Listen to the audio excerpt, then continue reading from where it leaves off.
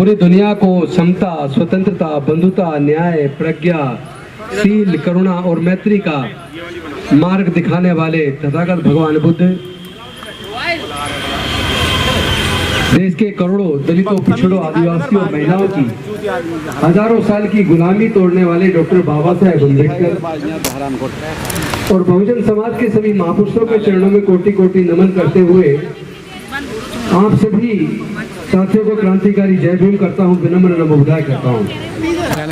आदरणीय भिक्षु संघ, सभी उपासक एवं उपासिकाओं, सबसे पहले तो मैं आप सभी को आज इस पावन अवसर पर अशोक विजय दशमी पर शुभकामनाएं देता हूं। सबका मंगल हो, सबका कल्याण हो, सबको कल्याण का मार्ग मिले, सभी प्राणी खुशी रहे। आज के दिन बहुत ही ऐतिहासिक दिन है। आज के दिन जब सम्राट अशोक ने कलिंग पर विजय प्राप्त की और विजय प्राप्त करने के बाद उनको लगा कि मैंने दुनिया जीत ली, मैंने जग जीत लिया। चारों तरफ लाशें ही लाशें थी, खून ही खून था और सम्राट अशोक यह सोचकर प्रफुल्लित थे कि मैंने कलिंग को जीत लिया, मैंने दुनिया को जीत लिया। लेकिन ये भिक्षु ने सम्राट अशोक से पूछा, क्या तुमने अपने अंदर पल रहे राग, द्वेष, लोभ, मोह और अहंकार को जीत लिया? सम्राट अशोक चुप हो गए। फिर बंते जी ने कहा कि क्या ये जो चारों तरफ लाशें ही लाशें हैं, क्या तुम इनमें से किसी एक को भी जिंदा कर सकते हो? यह सुनने के बाद सम्राट अशोक बेहद चिंतित हो गए और उन्होंने वो बुद्ध के शरण में आ गए, बौद्ध धर्म की दीक्षा ली। आज ही के दिन शस्त्र अस्त्र त्याग कर बौद्ध धर्म की दीक्षा लेकर और यहाँ से उन्हें पूरी दुनिया को शांति और मानवता का संदेश देने का काम शुरू किया। यहाँ तक कि अपनी पत्नी, वो अपनी बेटी और बेटे को भी विदेशों में बौद्ध धर्म के प्रचार प्रसार के लिए भेजा। आज का दिन हम सब के लिए, सभी मानवतावादी लोगों के लिए, जो लोग जातिवाद, छुआछूत से दूर मानवता को तवज्जो देने वाले लोग हैं, उनके लिए बहुत महत्वपूर्ण है। क्योंकि आज ही के दिन डॉक्टर बाबा साहेब अम्बेडकर जी ने अपने लाखों अनुयायियों के साथ नागपुर की दीक्षा भूमि में बौद्ध धर्म की दीक्षा ली। तो पहले तो मैं आप सभी को अशोक विजयदशमी की बहुत बहुत शुभकामनाएं देता हूँ, मंगल कामनाएं देता हूँ। लेकिन अब इससे आगे बढ़ने की जरूरत है। केवल रस्म अदायगी से काम चलने वाला नहीं है। अभी आपने देखा है 22 प्रतिज्ञाएं दोहराई, मैंने नहीं दोहराई, इसलिए नहीं दोहराई, मैं दीक्षा ले चुका हूँ।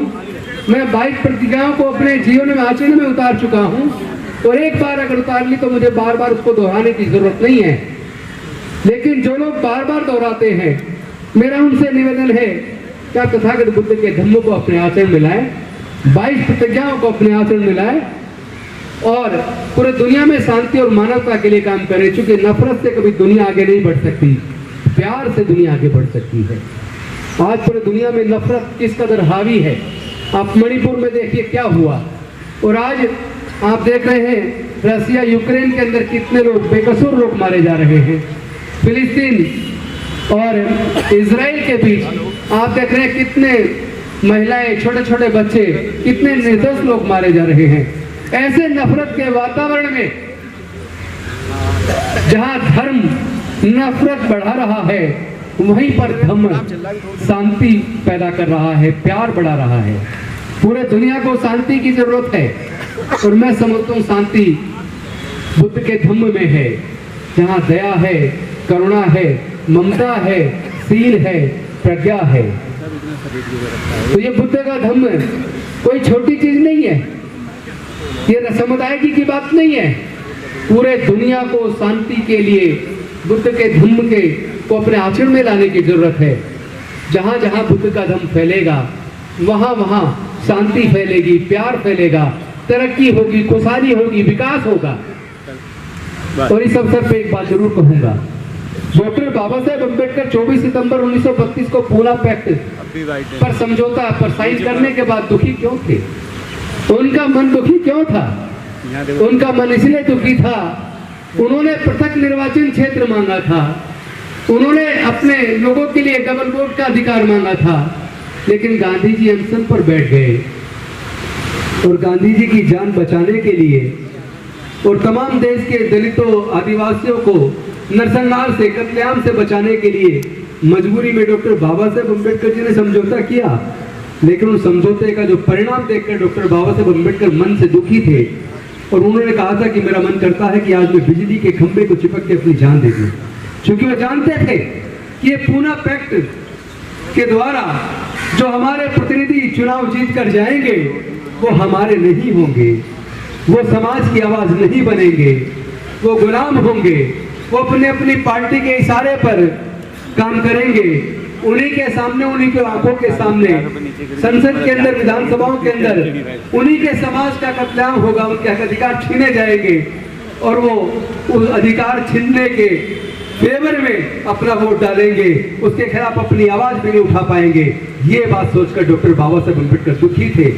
उन्होंने पृथक निर्वाचन क्षेत्र इसलिए मांगा था ताकि हम अपने प्रतिनिधि खुद चुन सके, ताकि अनुसूचित जाति जनजाति की सीटों पर जो लोग चुनाव लड़े उनको वोट केवल अनुसूचित जाति जनजाति के लोग डालें, ताकि वो चुनकर जब जाएं तो याद रखें कि अगर हम अपने समाज की आवाज नहीं बनेंगे, अगर अपने समाज के हक अधिकार की आवाज नहीं उठाएंगे, अगर जुल्म के खिलाफ नहीं बोलेंगे तो हमारे लोग अगली बार हमें वोट नहीं डालेंगे, हमें हरा देंगे। लेकिन ये जो पृथक निर्वाचन क्षेत्र की जगह संयुक्त निर्वाचन क्षेत्र आया, उसकी वजह से क्या हुआ कि जो भी SC/ST की सीट पे लड़ता है उसको केवल SC/ST वोट नहीं डालता, सब लोग वोट डालते हैं, तो वो सबका चुनाव प्रतिनिधि हो जाता है, अपनी पार्टी का गुलाम बन जाता है, अपनी समाज की आवाज नहीं बनता। इसलिए हमने आज के इस अवसर पर मैं एक संदेश देना चाहता हूँ, जो मैं पिछले करीब 15 दिन से पूरे देश के कोने कोने में जाकर दे रहा हूँ, और अभी मैं 26 तारीख को निकल रहा हूँ यहाँ से कर्नाटक, आंध्र प्रदेश, और वहां से होता हुआ वहां भी एक ही संदेश कि अब हमारी अगली जो लड़ाई है वो पृथक निर्वाचन क्षेत्र की होने वाली है, क्योंकि हमारे प्रतिनिधि हमारे नहीं है। जो लोग SC/ST की रिजर्व सीट से चुन के जाते हैं वो लोग हमारी आवाज नहीं बन पा रहे हैं। उन्हीं के रहते हुए सरकारों ने साजिश के तहत एजुकेशन को महंगा करके हमारे बच्चों से एजुकेशन को छीन लिया है। उन्हीं के रहते हुए सारे सरकारी संस्थानों को बेच दिया, प्राइवेटाइज कर दिया, हमारे लोगों को नौकरी मारने के रास्ते बंद कर दिए गए हैं। उन्हीं के रहते हुए उन्होंने ठेकेदारी प्रथा लाके हमारे 4th क्लास के एम्प्लॉयमेंट तक को बंद कर दिया, ठेके पे दे दिया। तो हमारे आगे बढ़ने के केवल 2 रास्ते थे जो डॉक्टर बाबा साहेब अम्बेडकर जी ने बनाए थे। पहला, जो हमारे हजारों साल से पढ़ने लिखने पर धार्मिक बंदिश थी, व्यापार करने पर धार्मिक बंदिश थी, संपत्ति अर्जित करने पर धार्मिक बंदिश थी, उस बंदिशों को तोड़कर डॉक्टर बाबा साहेब अम्बेडकर ने हमारे पढ़ने लिखने के रास्ते खोलकर, शिक्षण संस्थानों में हमें रिजर्वेशन दिलवाकर, हायर एजुकेशन में आगे बढ़ने का रास्ता खोलकर और रिजर्वेशन के माध्यम से सरकारी नौकरियों में आगे बढ़ने का जो रास्ता बनाया था, वो इन्हीं सरकारों ने धीरे धीरे वो दोनों रास्ते हमारे बंद कर दिए। एक तरफ उन्होंने प्राइवेटाइज करके हमारी नौकरियां छीन ली और एजुकेशन को महंगा करके हमारे बच्चों से शिक्षा छीन ली। जब शिक्षा चली जाएगी, जब नौकरियां चली जाएगी, इतना पैसा हमारे लोगों के पास नहीं है कि वो अपना व्यापार कर सके, और जब ना व्यापारी बन पाएंगे, ना नौकरी में जा पाएंगे, ना पढ़ पाएंगे, तो उसके बाद हमारे लोग बनेंगे क्या? मजदूर बनेंगे। मजदूर बनने का मतलब है दोबारा से गुलाम बनेंगे। तो क्या आप अपने बच्चों को दोबारा गुलाम बनते हुए देखना चाहते हो? नहीं देखना चाहते तो इस लड़ाई को लड़ना होगा। लड़ने का एक तरीका है, इसे लड़ने के लिए, क्योंकि ये लाठी गोली की लड़ाई नहीं है, इसकी ये विचारधारा की लड़ाई है।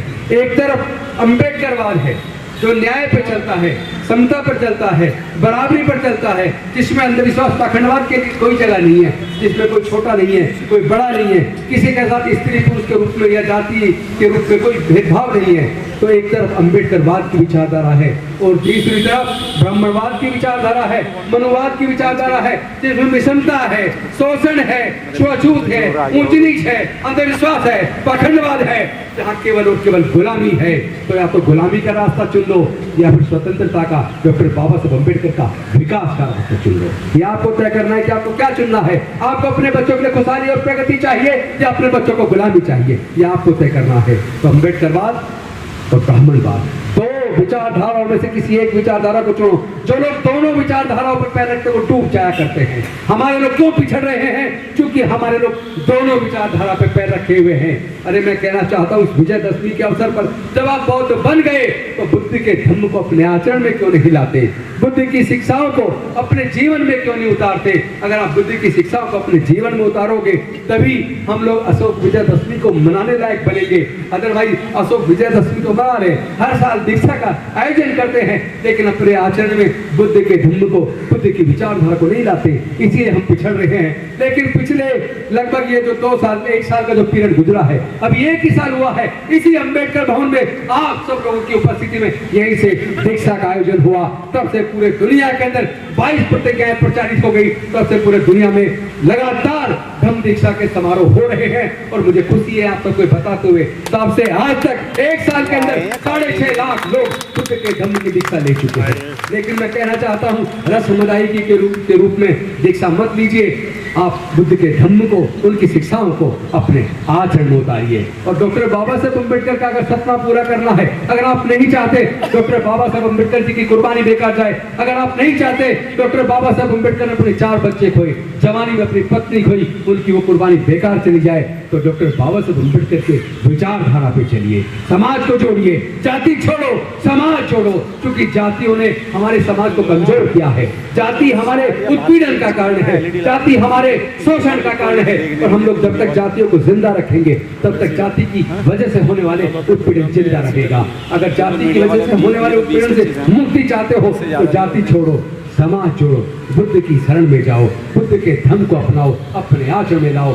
तभी मैं समझता हूँ हमारा देश, हमारे लोग पूरी तरह आजाद होंगे, तभी दुनिया इस विषमता से मुक्त होगी, तभी दुनिया तरक्की के मार्ग पर डॉक्टर बाबा साहब अम्बेडकर की विचारधारा पर चलकर आगे बढ़ेगी। इन्हीं शब्दों के साथ मैं अपनी वाणी को विराम देता हूँ। बहुत बहुत धन्यवाद। नमो बुद्धाय। जय भीम, जय भारत।